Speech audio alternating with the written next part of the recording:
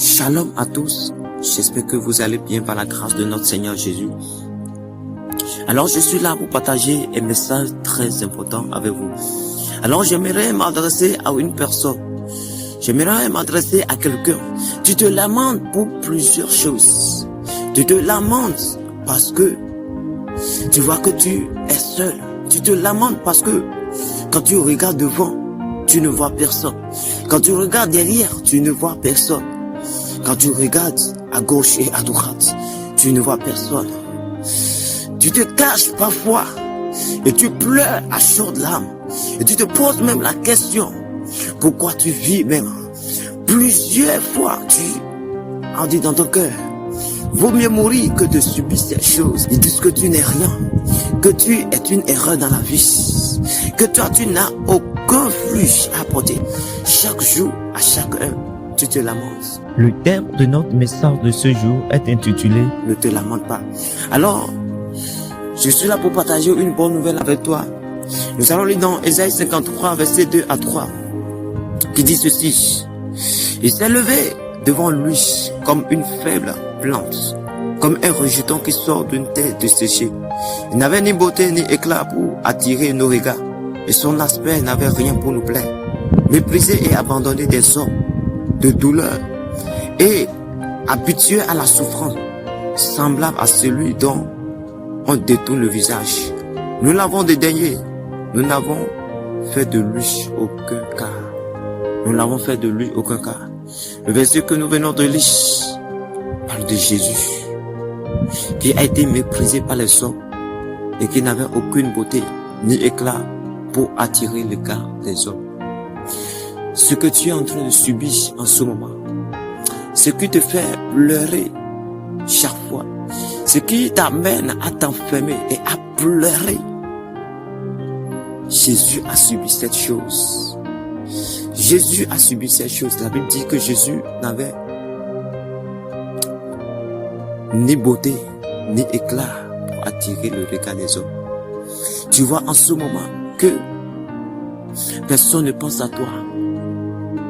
Tu vois que des gens t'insultent.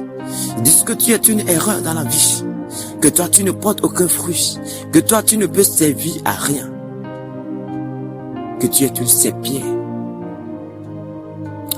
Que tu es une erreur dans la vie. Que ta présence sur la terre ne sert à rien. Alors, c'est la même chose qui s'est passée avec Jésus. La Bible dit, dans Ésaïe 53, verset 3, méprisé et abandonné des hommes de douleur et habitués à la souffrance. Jésus était méprisé et abandonné par les hommes. Et abandonné par les hommes. Homme de douleur, il était habitué à la souffrance. Et il est semblable à celui dont on détourne le visage. Tu vois des gens qui te détournent le visage.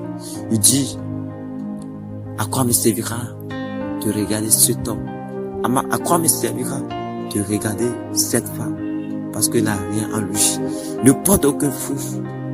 En quoi me servira d'être en collaboration? De faire une amitié avec lui, une amitié avec elle. J'aimerais te dire, ce que tu as subi, Jésus l'a subi. Et aujourd'hui, c'est Jésus qui a été méprisé et abandonné des hommes. Il est l'homme le plus connu dans le monde entier. Et il est l'homme qui apporte la solution à tout être humain. Il est l'homme le plus recherché dans le monde entier. Il est la solution du monde entier. Et personne ne peut rien faire sans lui. Alors je viens juste annoncer cette bonne nouvelle là. Jésus a subi ces moments que tu es en train de subir. Et il a fini par entrer dans la gloire. Il a fini par entrer dans la gloire. Alors j'aimerais juste te dire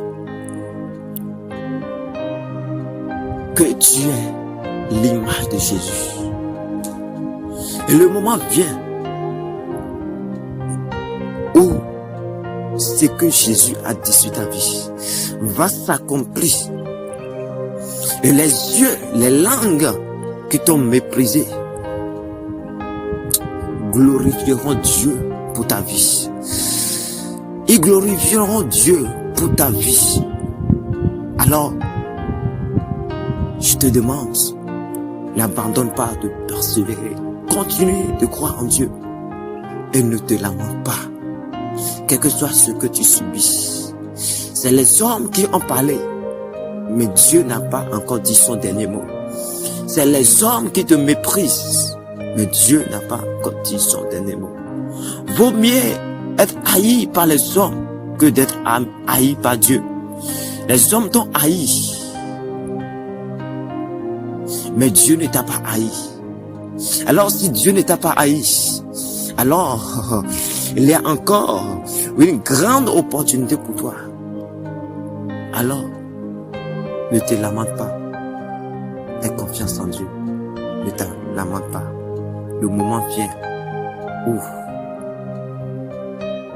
les gens glorifieront Dieu pour ta vie.